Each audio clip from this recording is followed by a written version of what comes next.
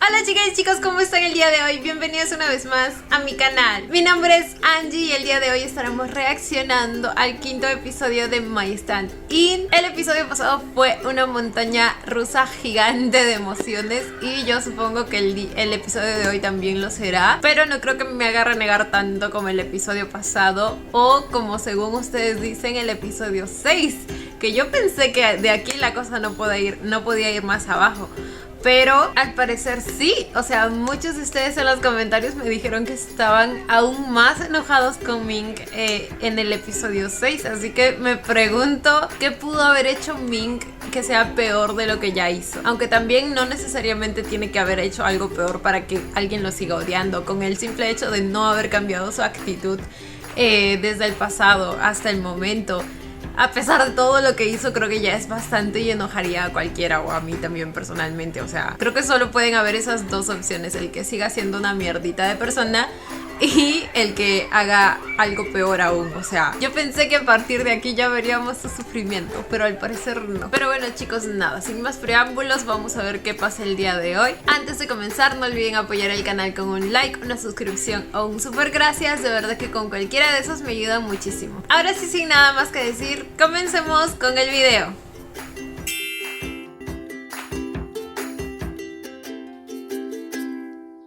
Ahora, en este episodio va a empezar, supongo yo, la historia actual. O sea, ya con Joe estando en el cuerpo del otro Joe. Afortunadamente aún vamos a seguir viendo su carita. โทษทีครับแม่พอดีเมื่อคืนนอนไม่ค่อยหลับเลยครับก็เลยตื่นสายไปหน่อยครับ ทำไมนอนไม่หลับอะลูก เป็นอะไรหรือเปล่า ไม่เป็นไรหรอกครับแม่แค่เครียดๆนิดหน่อยนะครับ งั้นวันนี้ไม่ต้องไปดีกว่าไหมอะ Con ลูก justa razón después de todo lo que ha pasado. ไม่เป็นไรดีกว่าครับแม่เดี๋ยวค่อยเจอกันตอนเย็น El นะครับ volumen está bajo, me parece. เดี๋ยวทำงานดีๆนะลูกนะครับ ไปก่อนนะครับ Lo único bueno que salió de todo esto es que ahora tiene una madre, por así decirlo.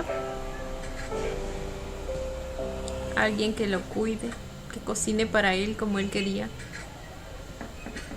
Y que se deshizo de Ming, obviamente. ไม่อินนี่เราเนี่ยมันก็ค้างคามาตั้งนานแล้วนะ Está endeudada por los gastos del hospital para mantener a su hijo vivo. คุณจะ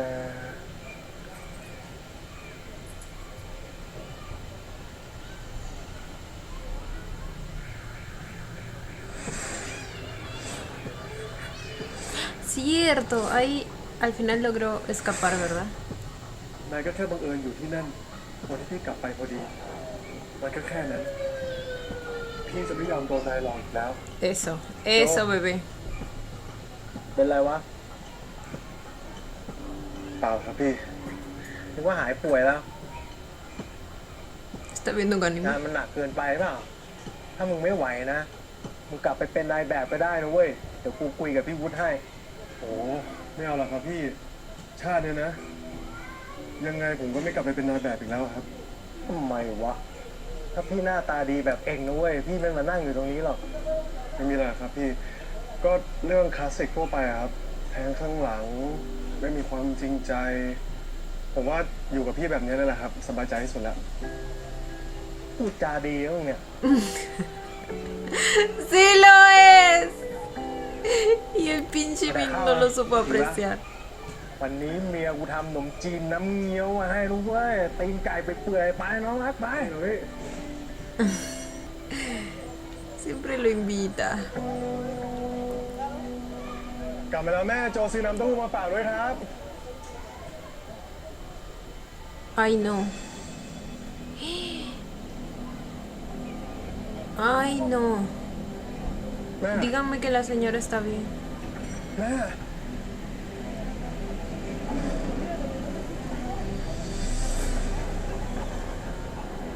¿Qué le pasó? Normalmente es que cuando son deudas แม่ vienen como matones a amedrentar, pero esperaba que estuviera bien ella. แม่มันเกิดอะไรขึ้นนะครับ ไม่มีอะไรอะลูก ไม่มีอะไรได้ไงครับแม่ ไม่มีอะไรแล้วทำไมบ้านมันถึงเละเทะขนาดเนี้ยครับ Sí la golpearon. ไม่ค่อยนะครับ Qué desgraciados. แม่บอกโชว์มาได้ไหมครับว่ามันเกิดอะไรขึ้น คือตอนที่โจป่วยอะมันใช้เงินรักษาเยอะ แม่เองก็มีเงินเก็บไม่พอ แม่ก็เลย ต้องไปกู้เงินนอกระบบอะลูก แล้วนี่แม่ไปกู้เขามาเท่าไหร่อะครับ ก็เยอะอยู่ เยอะแล้วมันเท่าไหร่นะแม่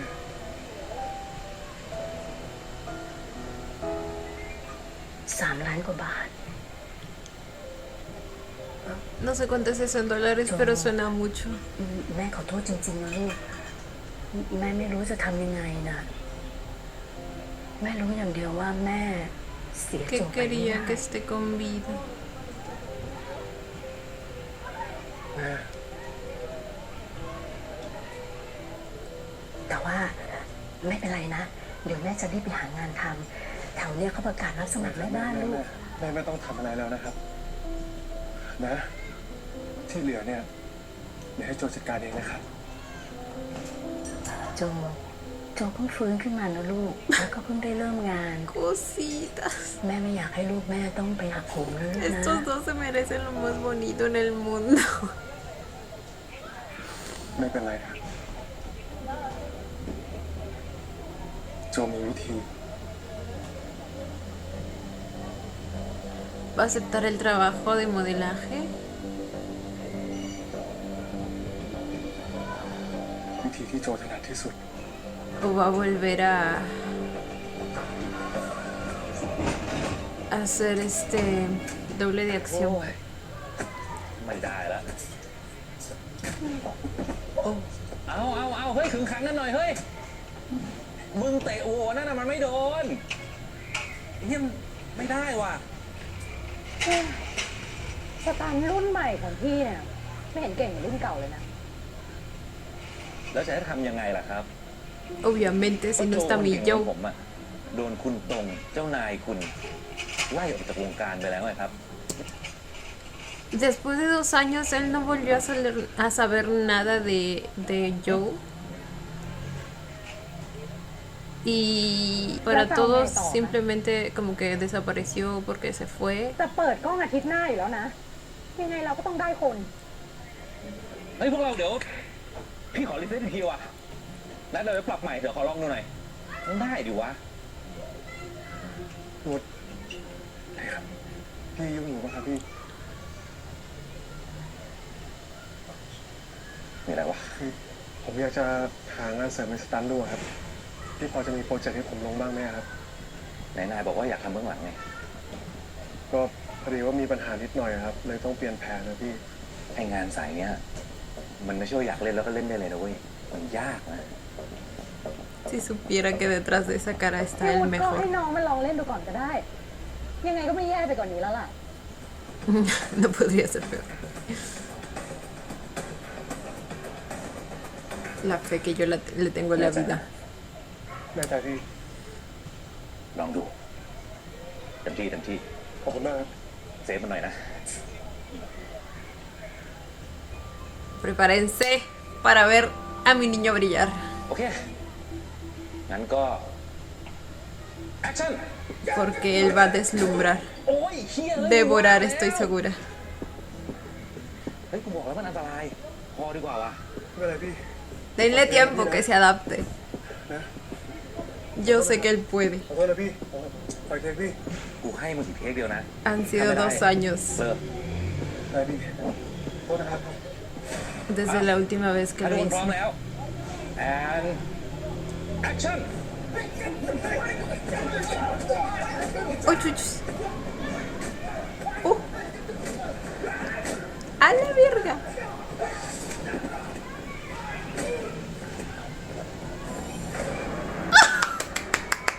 Amé.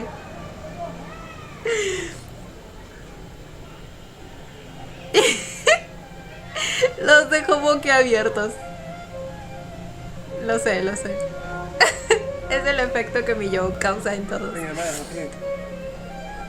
Y todavía le preguntaba. ชื่ออะไร Tan humilde mi niño. ชื่อโจครับ พี่วุฒิ เราได้โจคนใหม่แล้วแหละ Literal. จอยคนนี้ Bueno, es el mismo. Pero ya que tienen el mismo nombre y él está con la otra cara, pues. อันเนี้ยเป็นพวกเอกสารสัญญาต่างๆนะเซ็นให้หมดเลย แล้วเดี๋ยวยังไงพี่จะพยายามหาพวกงานสตาร์ทอัพป้อนให้เอง คือเนื้องานมันอะอาจจะไม่ทำให้เราปิดหนี้ได้ในครั้งเดียว แต่ว่าก็คงช่วยให้ไม่ต้องมีคนไปทวงหนี้หน้าบ้านนะ ขอบคุณนะครับ เอ้ยไม่เป็นไรโจพี่ถามหน่อย ครับ เองไปฝึกไอ้พวกท่าสตันแบบนั้นมาจากไหนวะ อ๋อ คือผมเคยเรียนมวยมาบ้างอะครับทำไมครับพี่ Algo de ไม่เป็น boxeo, ไรหรอก dice. พี่แค่รู้สึกมันคุ้นๆน่ะแล้วก็อีกเรื่องหนึ่งเองมีพวกสำเนาสมุดบัญชีอะไรพวกนี้ไหมเอาให้พี่หน่อยดิ จะเอาไว้โอนค่าแสดงให้ ไว้ถ้างั้นพี่ก็โอนเข้าบัญชีเก่าที่พี่เคยเปิดให้ดิครับ บัญชีเก่า อ๋อ ขอโทษทีครับพี่พอดีว่าผมจำผิดนะครับ ผมผมดันไปนึกถึงบัญชีที่สังกัดเก่าเปิดให้ตอนที่เป็นนายแบบครับ ใช่พี่ถ้างั้นไม่เป็นไรครับ เดี๋ยวผมเปิดใหม่ให้พี่แล้วกันครับ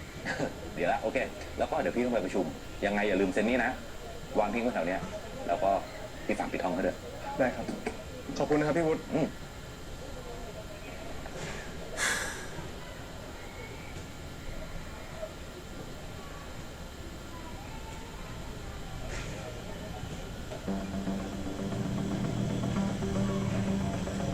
Ok. Un nuevo comienzo en esta carrera.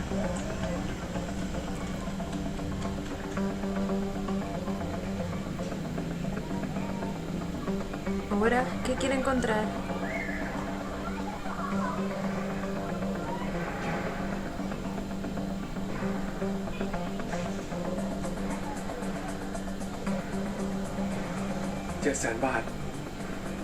¿Qué es เมื่อก่อน eso? เราก็เก็บเงินเก่งเหมือนกัน Hicieron el trabajo ahorrando. แต่ว่า Ah, para que pueda sacar el dinero que เอาออกมาใช้ยังไงเนี่ยสิ tenía en la otra cuenta.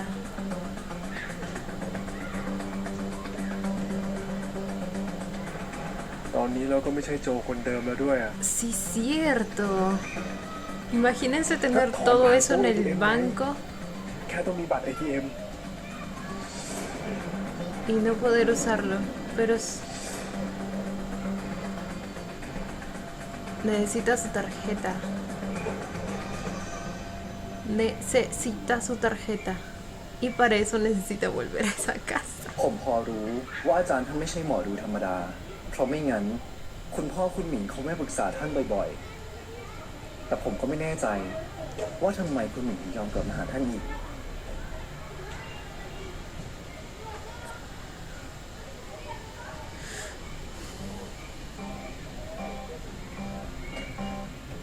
ขอบคุณนะครับพี่ไม้ที่ช่วยงานอาจารย์ให้ นี่ท่านแคนเซิลรัฐมนตรีให้มึงเลยนะ หวังว่าธุระของมึงเนี่ยจะสำคัญนะเว้ยเฮ้ย โอ้ย ที่ไหนเขาอยู่ 15. กับคนอย่างมันได้ยังไงวะ Trabaja para จริง Ming. คุณหมิงเขาก็เป็นคนดีนะครับ เฮ้ยไม่ต้องฝืนใจพูดก็ได้มั้งยันอยู่ที่ไหน Decente, dice. จะดีเหรอครับ พี่ล้อเล่นไอ้หมิงเนี่ยมันไม่ยอมหรอก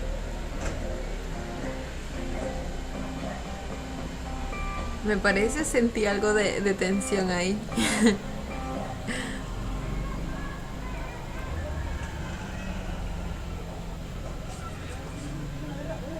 Dijeron un adivino. ผมช่วยนะครับ ไม่เป็นไร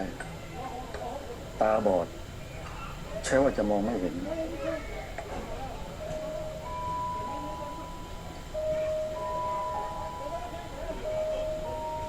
Ay, chuchis.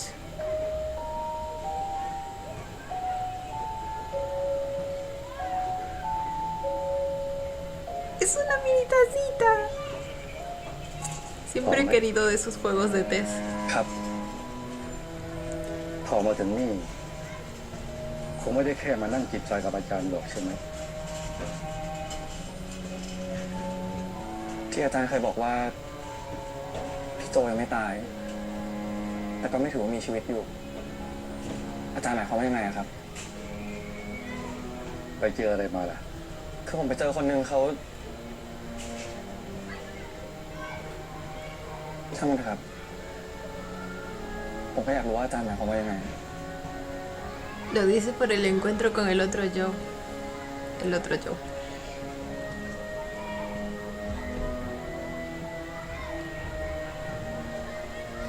O sea, literal nadie sabe nada, güey. ใบชาเหล่านี้เราใส่ Por eso น้ำร้อ es นลงไป que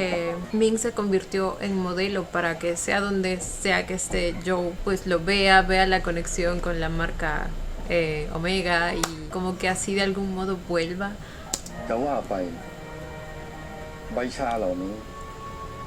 จริงๆมันก็คือใบไม้ที่ไม่มีชีวิตพอเราใส่น้ำร้อนลงไป ก็ได้ชาหอมๆให้เราได้กิน อย่างนี้ถือว่าชาเหล่านี้ ตายแล้วหรือยังล่ะ ก็ถ้าพี่เขายังไม่ตายทำไมพี่เขาไม่กลับมาหาผมนะครับ อยากได้ชา Tampoco tendría por qué volver a ti, hijo mío, ¿eh? O sea, ¿qué se creía? บางอย่างก็ใจ สิกิ ร้อนไม่ได้ อยากได้ Si quieres ชาห nuevamente. อมๆก็ต้องรอน้ำเดือด บางอย่างก็ใจร้อนไม่ได้ 2 ปีที่ผ่านมาที่ผมตกนรกทั้งเป็นเลยนะครับแล้วผมต้องรออีกนานแค่ไหนครับอาจารย์ ใกล้แล้วล่ะ Es lo mínimo que mereces. ความจริงก็จะปรากฏสำคัญที่ว่า เราจะมองเห็นมันหรือเปล่า Ok, pero el señor sí sabe cosas, ¿eh? Señor, léame la mano, porfa.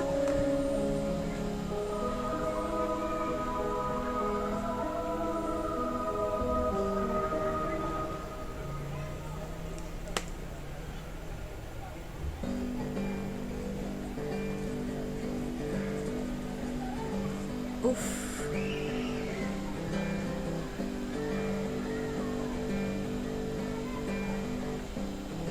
โอ้โห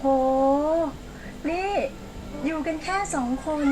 ซื้ออะไรมาเยอะแยะอะลูกฮะ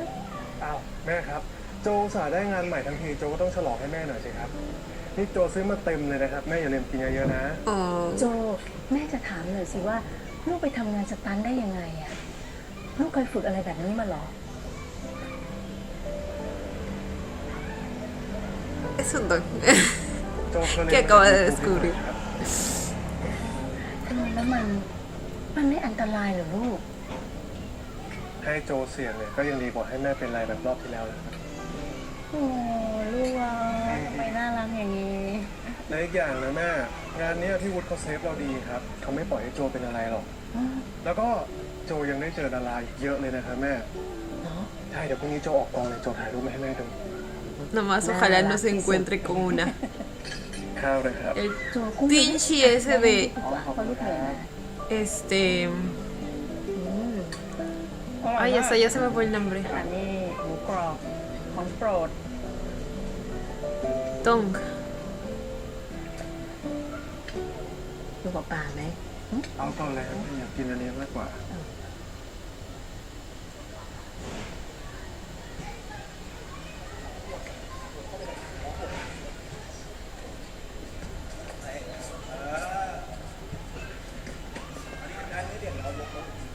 Y en esta producción, claro, en esta producción, ¿a quién está doblando? นี่ก็เซฟทุกอย่างในสตูเลยเหรอวะ Qué lindo se ve con la boina. แบบนี้ก็ไม่ต้องกลัวฝนตกละ Ay, no. Ay, no. ¿Qué hace él aquí?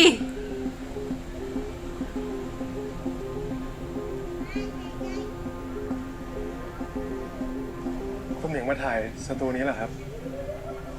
ผมถ่ายอยู่สตูข้างๆอ่ะ ¿Qué haces aquí? คุณรู้จักผมได้ไง Quédate allá. ก็คุณหมิงดังจะตายไปครับ จะไม่รู้จักคุณได้ไงล่ะครับ งั้นเดี๋ยวผมขอตัวก่อนนะครับ รีบไปเดี๋ยว Siempre tiene esa arrogancia al hablar. โจครับ โจ ขอตัวไปแต่งหน้าก่อนนะครับ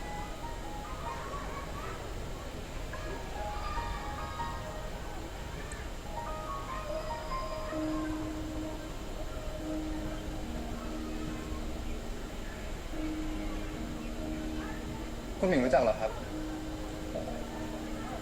Debe estar pensando que es mucha coincidencia.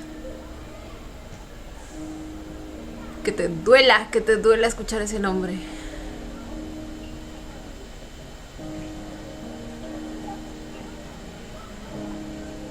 ไง ตื่นเต้นไหม นิดหน่อยครับ สบายสบายโจทำได้อยู่แล้ว ขอบคุณนะครับ แรงไปครับ นั่งเลยมาเชือกหน่อยครับ อ้าว น้องหมิง ¿Por qué sigue aquí? สวัสดีค่ะ ¿Que su estudio no era el otro lado? คนนั้นเขาเป็นสตันท์เหรอครับ ใช่ค่ะ เด็กใหม่ที่บูธเขา นี่ฝีมือดีเลยนะคะ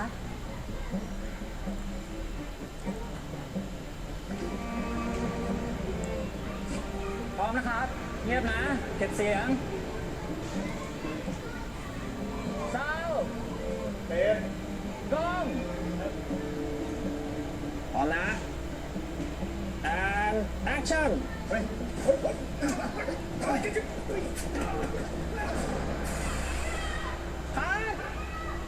เฮ้ยมีแต่เขาอะ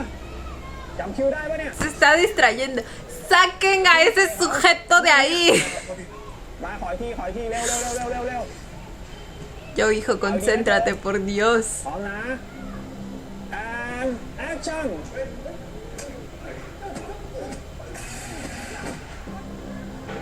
คัดเฮ้ย ยังไงเนี่ยมีสมาธิไหมเนี่ย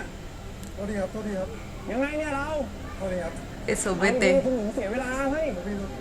ขออีกทีนะขออีกที Esa นะ cara fue como de decepción, ¿verdad? Como si lo que vio hubiera matado cualquier esperanza que él tenía de pensar que son una misma persona o algo así. ¿Verdad? Sentí que él esperaba que demuestre la misma capacidad que tenía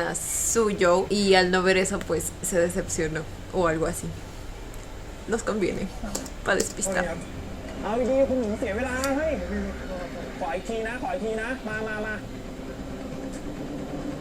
Y nos conviene para que Joe haga bien su trabajo, maldita sea ese niño. Es que ese niño, ¿cómo lo puede seguir poniendo nervioso? มาพร้อม action Eso. Eso, mi hombre.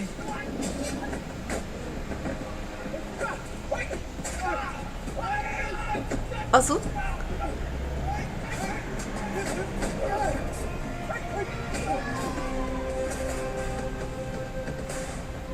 Para esta serie, el mismo Puma hace las escenas, ¿verdad? คัดโอ้โห O sea, se ve su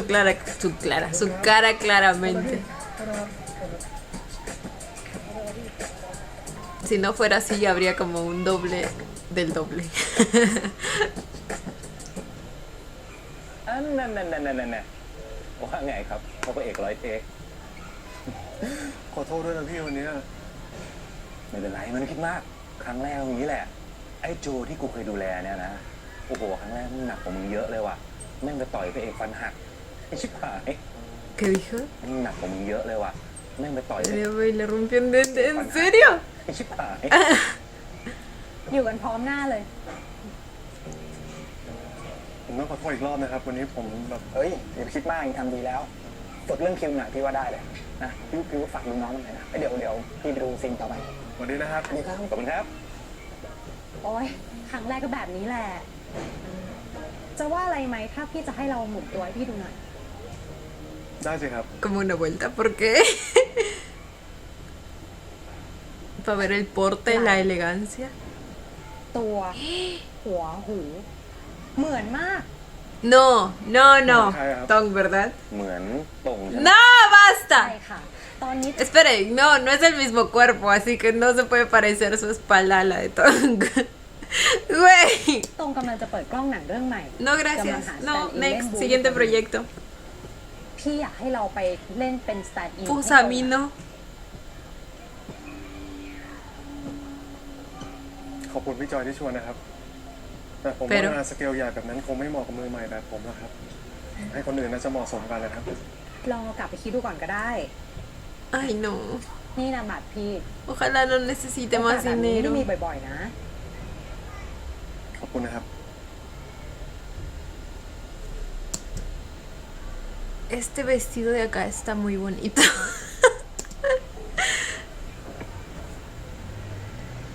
ดีแล้วที่มึงปฏิเสธไปก่อน ทำไมอะพี่ เรื่องมันยาวว่ะ เดี๋ยวไปกินข้าวเย็น Historia ร้านมึงดี que กว่า obviamente Joe ya sabe. ไปครับ มา Aunque ขอบคุณนะครับ también hay 2 años de historia que วันนี้มี Joe แกง no ส้มปลา sabe. ช่อนทอดตอนแรกก็จะทำแกงส้มปลาชะโด แต่แม่งขาดตลาด กินเบียร์ตลอดเลยนะพี่ เอาไปกัน ขึ้นเลยหนู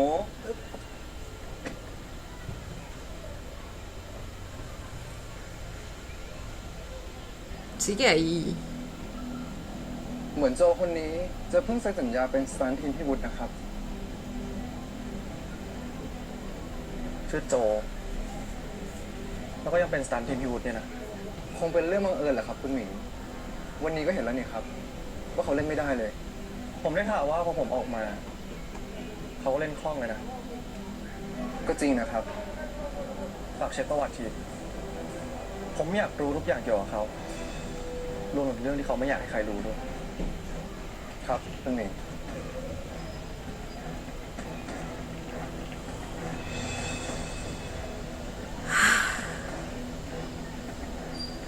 Ay, güey. Es que yo sigo, o sea, lo escucho hablar y sigo sintiendo lo mismo que sentía con el Ming de hace 2 años. No siento que haya cambiado en nada. โอ้น่ากินจังเลยครับ แน่นอน เรานี่เหมือนโจแบบที่พี่วุฒิพูดจริงๆด้วย จะพูดแบบนี้แล้วผมเริ่มอยากเห็นโจอีกคนแล้วดิครับ ไอตัวเล็กแยกแหละ Ay, cierto, ya ตามสบายเลยนะ nació. พี่ไปดูลูกก่อน เหนื่อยแย่เลยเนาะ มีลูกคนเดียวเนี่ยผมว่าก็หนักแล้วนะนี่ยังเป็นลูกแฝดอีกแย่แน่ Le voy a preguntar cómo โจ sabe. ครับ ใครบอกนายเรื่องพี่มีลูกแฝดวะ ก็ผมเห็นที่ออฟฟิศเขาพูดกันนะครับ เมียพี่อะท้องลูกแฝดจริง แต่ว่าคลอดออกมาได้คนเดียว อีกคนไม่รอด แล้ว ¿En serio? พี่ก็ไม่เคยบอกเรื่องเนี้ยกับใครที่ออฟฟิศเลยนะ นายรู้ได้ไงวะ ก็ผมน่าจะจำผิดกับพี่คนหนึงที่เมียเขาเพิ่งคลอดมาครับ Por su cara siento que está teniendo พี่ไปเช็คกับ fuertes แม่นายมา sospechas. ก็บอกว่านายไม่เคยเรียนมวย แล้วไอ้โจโจ้มันก็บอกว่านายอะทำงานคล่องมากเลย เหมือนคนอยู่ในวงการมานาน เอาดีๆโจ มีอะไรปิดบังพี่ปะวะ ปิดบังอะไรอะพี่ ผมก็แค่ชอบดูหนังบู๊แล้วก็ไปฝึกเอาตาม YouTube อะครับ แล้วก็บางทีผมก็ไปช่วยพี่ๆเขาทำงานเบื้องหลังแล้วก็แค่นั้นเองพี่ แน่ใจนะ แน่ใจสิพี่วุฒิพี่เชื่อผมนะครับ พี่ดีกับแม่กับผมขนาดนี้แล้วผมจะไปหลอกพี่ทำไม ถูกไหมครับ สำคัญกัน ครับ Bueno, técnicamente sí está mintiendo, pero no por una ว่างั้น mala แกงส้มปลาช่อน razón. ทอดฝีมือเมียนี่นะ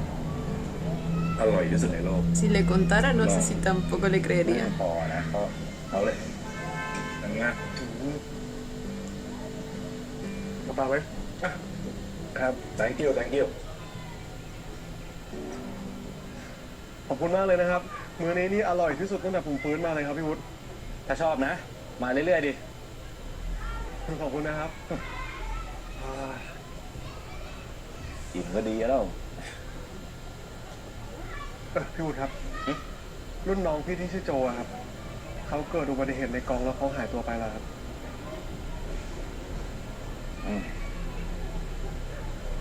มันเป็นกองหนังเถื่อนนะอุปกรณ์ไม่ได้มาตรฐาน จริงๆ พี่ก็เคยเตือนมาแล้วแหละ แล้วอย่างนี้กองเขาไม่รับผิดชอบอะไรบ้างเลยอะ รับผิดชอบอะไรอ่ะ แม่งมันพวกกองมาเฟียบนหลังนะมันมาถ่ายอะไรไม่ต้องขออนุญาตใครด้วยซ้ำแล้วก็เกิดเรื่องขึ้นนะพี่ก็ไปไฟท์แต่ก็ทำอะไรไม่ได้ โอ้ Sí la luchó. ขนาดระดับพี่วุฒิยังทำอะไรไม่ได้เลยครับ Y bueno, sí, así es cuando hay gente corrupta al poder. เราก็ไม่รู้อยู่ดีว่าเป็นคนที่เราตามหาต่อให้มีคนเจอศพเราก็ไม่รู้อยู่ดีว่าเป็นคนที่เราตามหาหรือเปล่าพูดแล้วก็เจ็บใจ ตอนนั้นพี่น่าจะห้ามมันให้มากกว่านั้น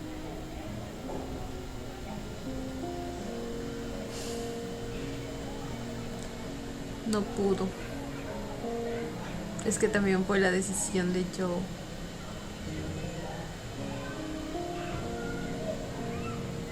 พี่วุฒิพี่ขอโทษตัวเองเลยครับ บางทีมันอาจจะเป็นชะตากรรมของพี่เขาก็ได้ครับ พี่ก็เลยไม่อยากให้มันเกิดขึ้นกับนายซ้ำสองไง เขาว่าไงนะครับ เลขาของหญิงก็โทรมาหาพี่เขาอยากได้นายไปถ่ายโฆษณาแต่พี่ปฏิเสธไปแล้วนายไม่ควรไปยุ่งกับมัน หมิง Él ya conoce los antecedentes de Mink. มันเป็นคนที่ทำให้โจตาย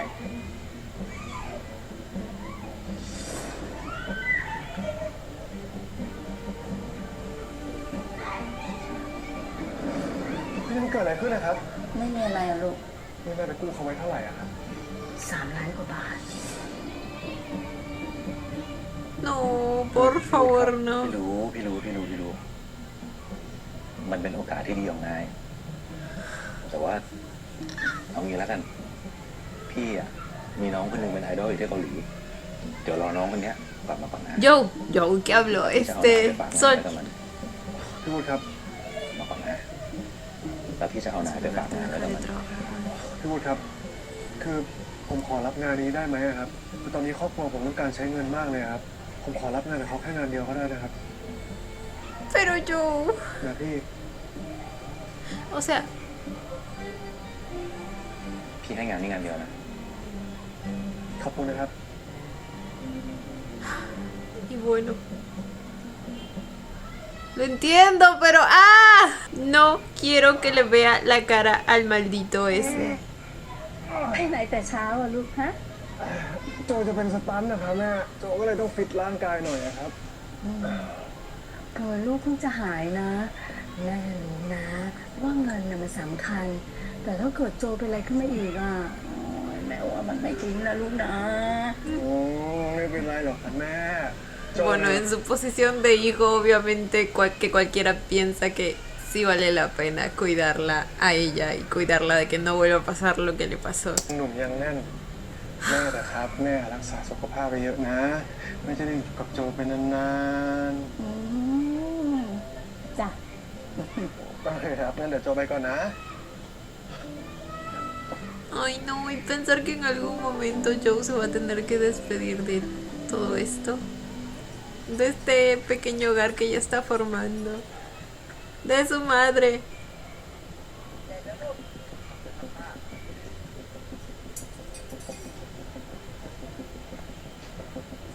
Y este güey lo está siguiendo 24/7. Obviamente por encargo de Ming.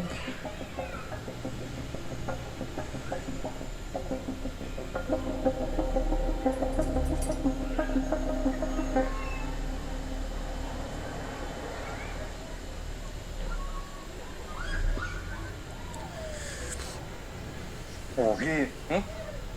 กองโฆษณานี่แม่งคนละเรื่องกับหนังกับละครเลยว่ะ ธรรมดาโฆษณาตรงนี้แหละ แล้วก็เนี่ยแบรนด์ใหญ่ด้วยสวัสดีครับ สวัสดีครับ ดีครับ อยู่ให้เป็นเรียนรู้ไว้ค่อยๆไป ได้พี่ พี่วุฒิจริง ๆ ผมว่าวันนี้พี่ไม่ต้องมาอยู่เฝ้าผมก็ได้นะ ผมอยู่คนเดียวได้ผมเกรงใจพี่อะ ไม่เป็นไรหรอกหน้าที่อยู่แล้ว แล้วก็อยากมาเจอใครบางคนด้วย ขอบคุณนะครับพี่วุฒิที่เปลี่ยนใจให้โจร่วมงานกับเรา ยังไงซะก็พี่ต้องฝากดูแลโจคนนี้ให้ดีๆด้วยนะครับ อย่าให้เป็นเหมือนพี่ต้องฝาก Cuida bien, por favor, de este yo. Ya que con el otro no lo ดูแลโจคน hiciste, นี้ hijo de... ให้ดีๆด้วยนะครับ อย่าให้เป็นเหมือนโจคนก่อน Eso, dele el donde más le duele, que no sé si siquiera le duela. ถ้าพี่วุฒิจะห่วงขนาดเนี้ยผมก็จะดูแลให้อย่างดีนะครับ ไปก่อน เจอกันนะพี่สวัสดีครับ ดูแลตัวเองนะ เอาน้องหมิงทางนี้เลยจ้ะพี่เตรียมวอเตอร์โฮมให้แล้วนะ ว่าแต่ไปทำอะไรมาผิวดีขึ้นหรือเปล่าเนี่ย จะพลาดแล้ว คนอย่างมันไม่ชอบคนมาประจบหรอกมันชอบคนดื้อ Esa es la voz de Joe. ๆชอบคนดื้อ Joe. Joe.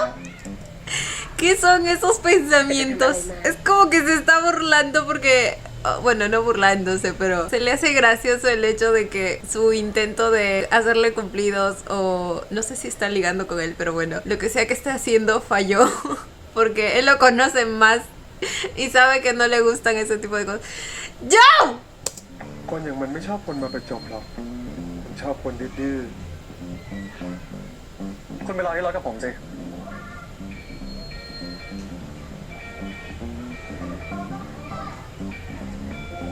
ผมว่า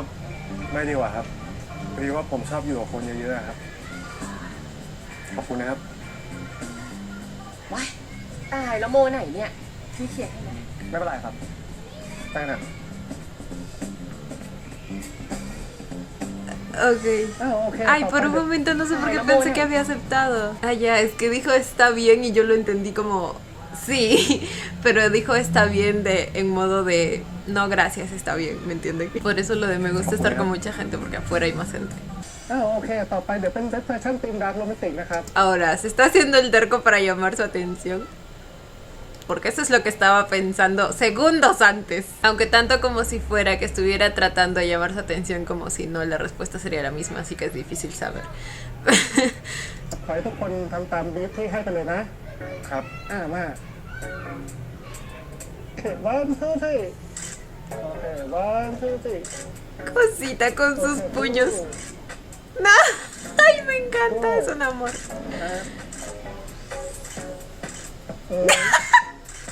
No, lo amo. Y esos guapotes.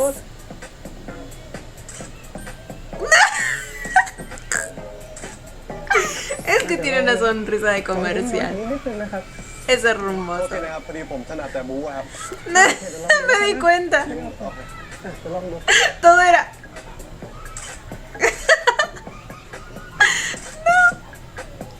ทั้งหมดวันทูที่เดี๋ยวเชิญคุณหมิงต่อได้เลยนะครับโอเคเจมส์ Me lo como. Porque huelo a incienso. Ahora algo se está quemando y yo ni cuenta.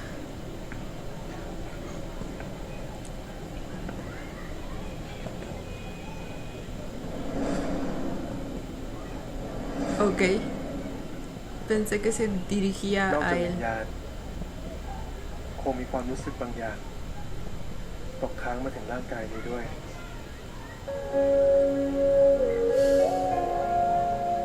No, Joe, no. โอเคได้คุณหมิงยืนนะครับโพสตรงนี้ได้ครับวันหนึ่งสองโอเค Él sí tiene la expresión perfecta para las fotos, eh. ใจคอคุณชายเขาไม่คิดจะยิ้มบ้างเลยเหรอ นี่หล่อนไม่รู้อะไรบ้างเหรอ ปกติเขาจะยิ้มเฉพาะตอนเล่นหนังกับพี่โตงที่เป็นพี่เขยเขาเท่านั้นแหละ ¿Ya te acordaste de por qué comenzó todo esto? ¿Yo? Ahora, Tampoco es muy normal que los modelos sonrían en las fotos, ¿no? Al menos de este estilo, con este concepto, así que pues no debería ser tan raro. Pero claro, los trabajadores lo ven todo el día con la cara de poto que tiene siempre y entonces ya va más allá de solo las fotos. ไอ้อีนี่น่าจะหล่อมากเลยเนาะแกว่าไหม โอเคeveryone มาเดี๋ยวถ่าย Aunque también iría como una sonrisa pícara. โอเคครับ O sea, eso sí iría con el concepto. ผมขอเปลี่ยนแบบโพสคู่ได้ไหมครับ เป็นคนนั้นแทน เดี๋ยวลองดูก็ได้นะครับเดี๋ยวเรามาถ่ายคู่คุณหมิงได้เลย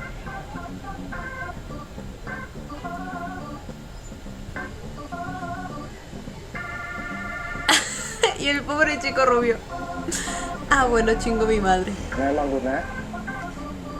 1 2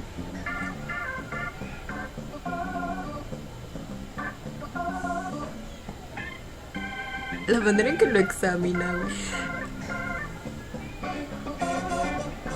Excuse-moi. เป็นไรไม่เห็นเก่งเหมือนเมื่อกี้เลย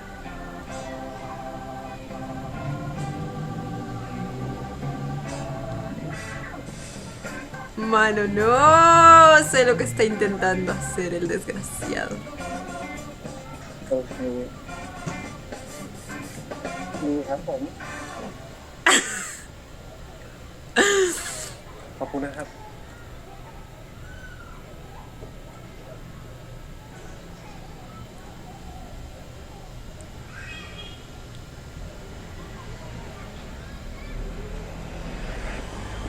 เสียงเย็นไม่มีใครจำได้หรอก Casi que siempre olvido que lo ven con... O sea, que todos los demás lo ven con esa cara y ese เรียบ cuerpo. ร้อยดีแล้วครับ ขอบคุณนะครับคุณ จิมครับเรียกผมว่าเลขาจิมก็ได้นะครับ ขอบคุณนะครับเลขาจิม ถ้างั้นวันนี้ผมล่วงเกินอะไรไปก็ต้องขอโทษด้วยนะครับ คุณทำดีแล้วแหละครับ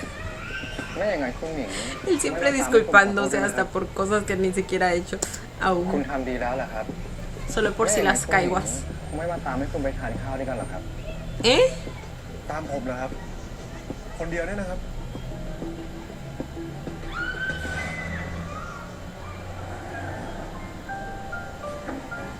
Y Joe aceptó.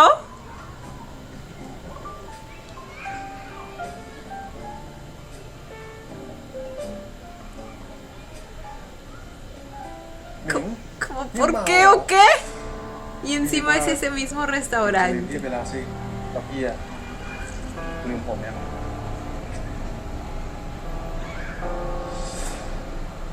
คุณโจ Recuerdos de Vietnam. นั่งก่อนสิครับ อาหารพร้อมแล้ว ขอบคุณนะครับ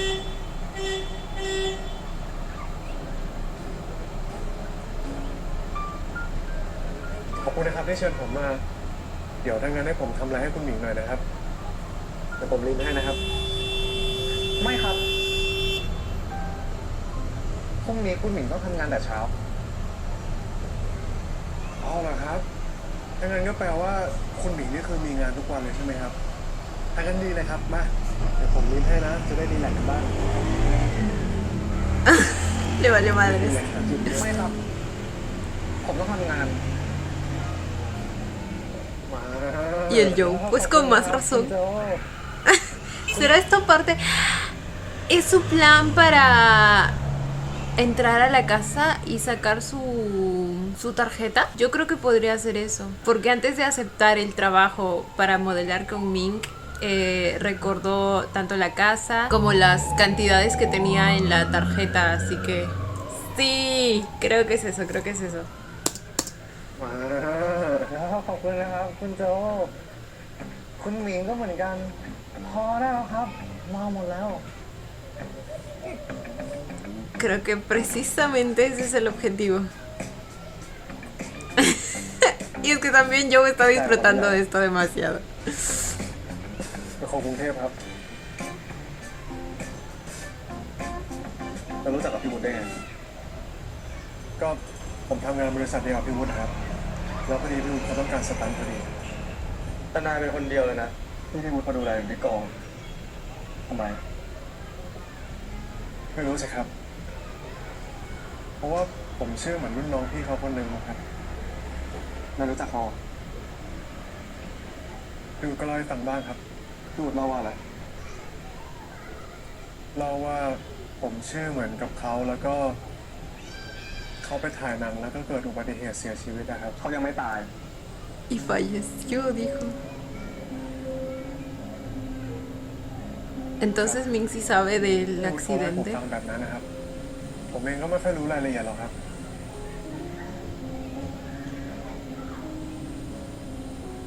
กลับไปได้แล้วแล้วก็ไปบอกพี่นายด้วยนะว่าเขายังไม่ตาย Y espero que durante todos estos años se haya sentido culpable. Como mínimo. ครับ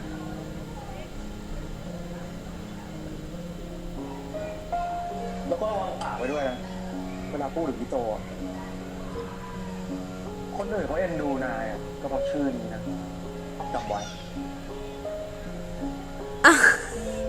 Siempre haciendo sentir menos a la gente, ya sea el otro yo o este yo. Pero ¿qué le pasa? ครับดูแล้วครับ O sea,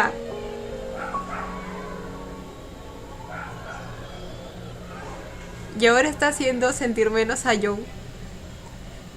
por él mismo. Güey.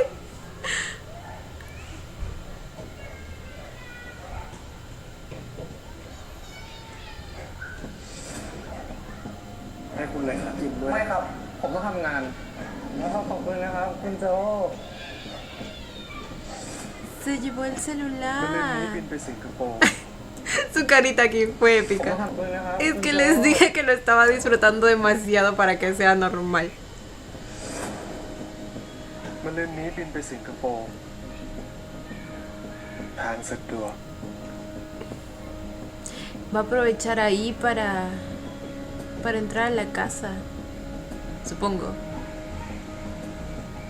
โทษนะครับ พอดีว่าผมเห็นโทรศัพท์ตกที่ห้องน้ำนะครับ น่าจะเป็นของลูกค้าลืมเอาไว้ อ๋อ ได้ค่ะ เดี๋ยวฝากคืนให้นะคะ ขอบคุณนะครับ Qué inteligente mi niño.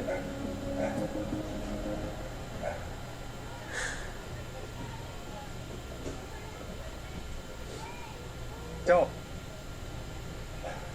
ขอบคุณนะครับพี่ที่ให้ผมไปถ่ายแบบอะ พี่วุฒิเล่าเรื่องที่บ้านเองให้พี่ฟังแล้ว เดือนหน้าเองก็ไปเตรียมตัวอยู่พวกกัปตันนะไม่ต้องมาช่วยงานพี่แล้ว ขอบคุณที่เข้าใจนะครับพี่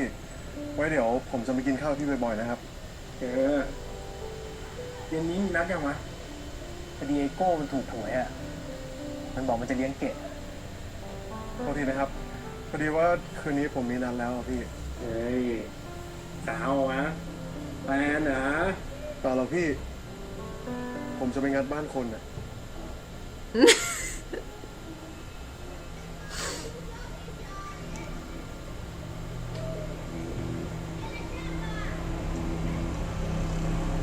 Va a pensar que es una broma, obviamente. โชคดีด้วย ขอบคุณมากนะพี่งั้นเดี๋ยวผมไปก่อนแล้วนะ เดี๋ยวแฟนรอนานนะสวัสดีครับ โชคดีด้วย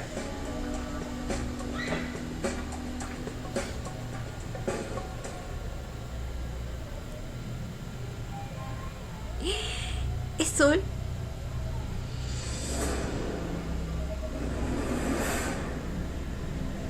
Por favor, por favor, por favor. Que se quede con él. Por favor.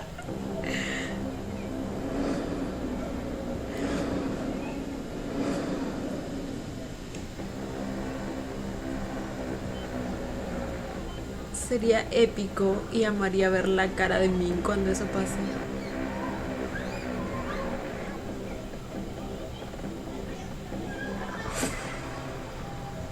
Y no solo por eso, Sol siempre lo ha querido mucho más bonito de lo que Min lo quiere.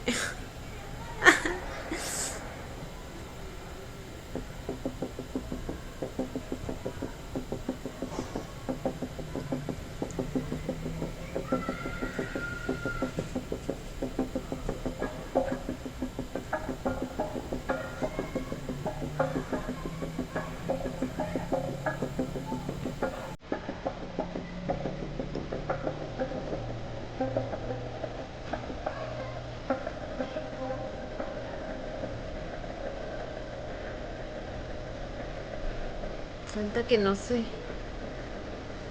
se haya ido por alguna razón.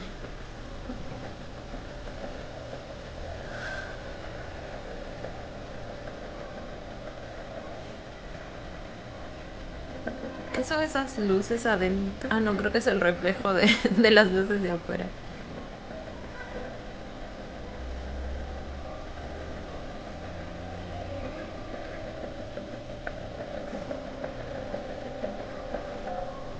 Siento que va a estar ahí. O va a llegar.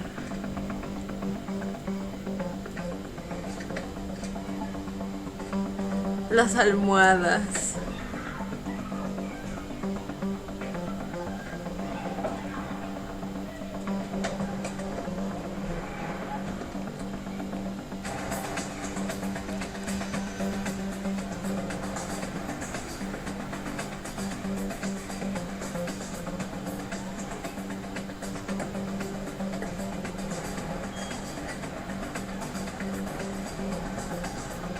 Las cosas de pareja. อยู่กับฉันถ้าฝันถึงใครตอนแอบคิดจะคิดถึงใครเป็นอย่างเงา Cierto, si estaban rotas, ทางได้ครองหัวใจ las mandó a hacer de nuevo. Compró otras. ทำไมต้องถึงไม่เลือกผมบอกให้ฉันได้ไหมที่สะท้อนแววตาคนที่เธอมองหาคือฉันหรือเปล่า Les dije. Creo que lo pegó, ¿verdad? Veo como líneas. Bueno, no sé. Es sol. กล้าดียังไงมางัดบ้านนี้ แกรู้ไหมว่านี่บ้านใคร Cierto que él también sabía cómo ยกมือขึ้นมา entrar. บนหัว แล้วค่อยๆหันมา Uy.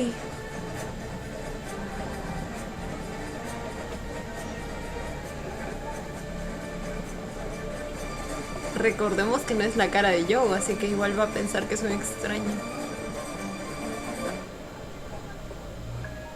¡No!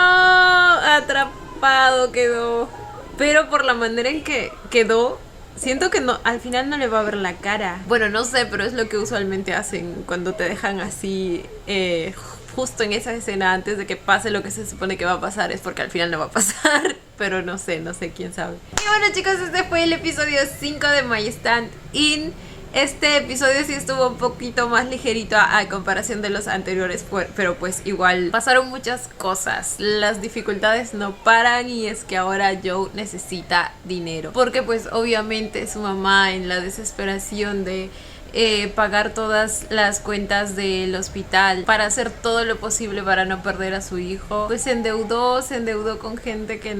no debía, pero obviamente se entiende la desesperación del momento y que haya buscado esos otros recursos que obviamente no iba a encontrar así de fácil, de manera legal. El punto es que ahora está endeudada y obviamente Joe va a tratar de hacer todo lo posible para pagar esas deudas, como creo que cualquiera lo haría en su lugar. Y bueno, debido a todo eso, pues tiene que recurrir a volver a su trabajo de antes, pero además de eso tiene otros recursos que pueden ayudarlo en todo esto, que son sus ahorros. Lo malo es que obviamente la tarjeta y todos sus documentos se quedaron en su casa antigua, entonces tiene que recuperar todo eso para poder tener acceso a su cuenta bancaria. Ahora, por un momento yo estaba un poco así como que decepcionada de que Joe estuviera volviendo a caer tan fácilmente ante Min, porque eso parecía que estaba pasando, pero luego entendí todo cuando pues me di cuenta que en realidad creo que todo está en un plan, o sea, no creo que lo haya tenido planeado todo así meticulosamente, pero creo que el primer paso de aceptar trabajar como modelo con Ming